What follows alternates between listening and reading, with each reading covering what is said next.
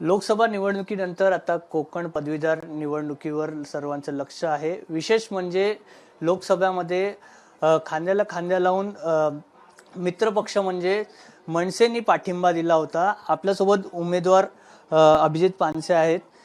कोकण पदवीधरसाठी तुमचं नाव जाहीर झालेलं आहे, काय सांगल्याबद्दल? सर्वप्रथम मी सन्माननीय राजसाहेबांचे आभार मानतो की त्यांनी माझी योग्यता समजली की मी उमेदवार होऊ शकतो. आणि गेले अनेक महिन्यापासून आम्ही कोकण पदवीधर निवडणुकीची तयारी आमची चाललेलीच होती. ठाणेपासून तर अगदी पालघरपासून ते दोडामार्गपर्यंत. त्यामुळे मोठ्या प्रमाणात 35,000च्या आसपास आमची नोंदणी झालेली आहे. आणि आम्हाला एकंदर विश्वास असा पक्का आहे की आम्ही ही निवडणूक निश्चितपणे जिंकणार. कारण एक तर प्रेफरन्शियल वोटिंग आणि हे या सगळ्या या गोष्टींचा सिनेट मी बऱ्याच वेळा लढवल्यामुळे म्हणजे अनुभव आहे मला. दुसरी गोष्ट, पदवीधर मतदारसंघातून निवडून आलेला आमदार साधारणपणे असं म्हणलं जातं की त्यांनी पदवीधरांसाठी काम केलं पाहिजे. माझ्यापेक्षा तुम्हाला माहिती आहे गेल्या 12 वर्षात जे आमदार राहिलेले आहेत त्यांनी काय काम केलं आणि किती काम केलं. आपापले पुढचं मतदान फिक्स करण्यासाठी रस्ते बांधणं, गटार बांधणं, उद्यानं बांधण्यापेक्षा त्यांनी पदवीधर यांचं पुढची आयुष्य बांधली असती तर मला असं खात्रीला एक वाटतं की चांगलं झालं असतं, बरं झालं असतं. पण ह्या मूळ प्रश्नात पदवीधर ग्रॅज्युएट्स लोकांचे काय प्रश्न आहेत, प्रश्नच कळले नाही तर उत्तर कुठून देणार. आणि मला निश्चितपणे या क्षेत्रात विद्यार्थी सेनेमुळे गेले अनेक वर्ष मी महाराष्ट्रात काम केलेलं आहे. शिक्षण क्षेत्रात मी गेले अनेक वर्ष काम करतो. त्यामुळे मला विश्वास आहे की महाराष्ट्र नवनिर्माण सेना ही निवडणूक जिंकेल. सर, आपला अजेंडा काय असेल?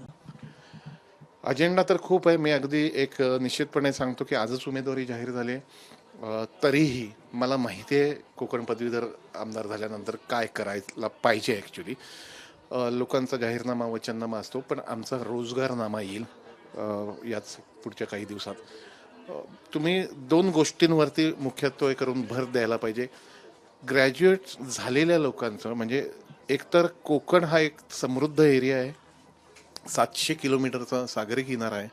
आज तुम्ही एक म्हणजे मला तुम्ही विचारल्यानंतर 100 प्रश्न आले डोक्यात, पण त्यातून मुख्यत्वे करून एखादा प्रश्न तुम्हाला सांगतो, एखाद 2 सांगतो की तुम्ही या रत्नागिरीपासून ते सगळीकडे बघितलं तर मच्छीमार संघटना आणि मच्छीमारांचा काय प्रकारचं एक मुलांचे हाल चालले तुम्हाला आत्ता कळणार नाही.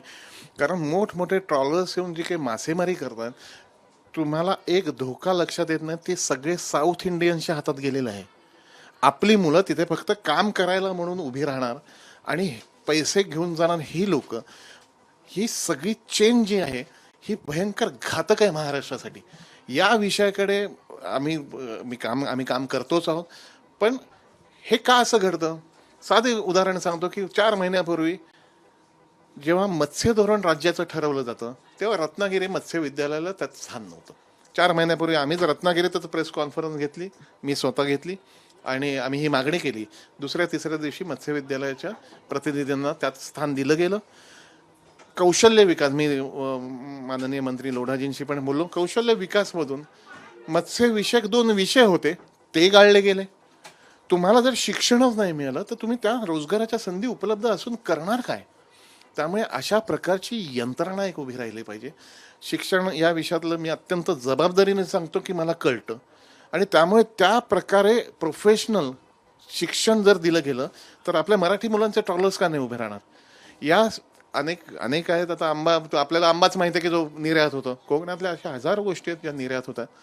या एक्सपोर्ट इम्पोर्टचं शिक्षण हे काही रॉकेट सायन्स नाही आहे, त्याला एक सिस्टीम आहे.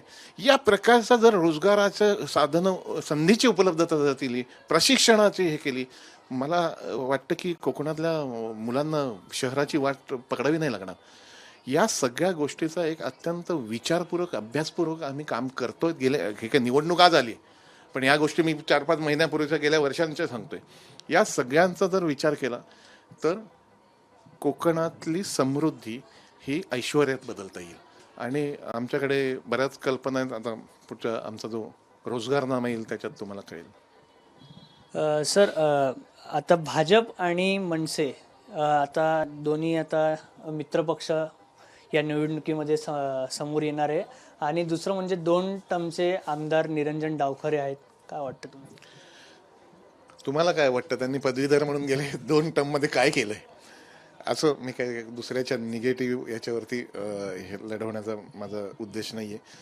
पण तुम्ही लोकसभेला जर शिवतीर्थावर माननीय राजसाहेबांनी जे भाषण केलं त्यात स्पष्टपणे म्हणलं होतं की माननीय पंतप्रधान नरेंद्र मोदीजी तिसऱ्यांदा पंतप्रधान व्हावेत म्हणून हा जाहीर विनाशर्त पाठिंबा आहे. तुम्ही वर्धापन दिनाचं भाषण आहे का? त्याच्यात साहेब म्हणलेत की याच्या पुढची प्रत्येक निवडणूक महाराष्ट्र नवनिर्माण सेना लढणार आहे. त्यामुळे एक्सेप्शन हे लोकसभा होतं. आताच्या सगळ्या आता येतील विधानसभा परिषदातली, आता विधानसभा येतील, महानगरपालिका, आम्ही लढवणारच आहोत. आमचा राजकीय पक्ष आहे स्वतंत्र. अजून आम्ही काही युतीतल्या पक्षातला घटक नाही आहोत की काही त्या 3पैकी अजून 4 घटक आहे असं नाही. आम्ही स्वतंत्र पक्ष. बरं, आमची तयारी झालेली आहे, आम्ही नोंदणी केलेली आहे. 35,000च्या वर आमच्याकडे नोंदणी आहे. जर गणित मांडायचं झालं तर आता आमचा कागदावर विजय दिसतो आहे आम्हाला. आमचा महाराष्ट्र नवनिर्माण सेनेचा आमदार विधान परिषदेत जाणार. सर, शिवसेनेकडून संजय मोरे आहेत तर राष्ट्रवादीमधून नजीब मुल्ला आहे, ते देखील दोन्ही इच्छुक आहेत. तुमचे मित्र पक्षाचे काय वाटतं तुम्हाला? इच्छुक असायला काही अडचण नसते. मला अजून माहिती नाही की महायुतीने काही उमेदवार, अजून निरंजन डावखरेंची पण उमेदवारी अधिकृतरित्या जाहीर झालेली नाहीये.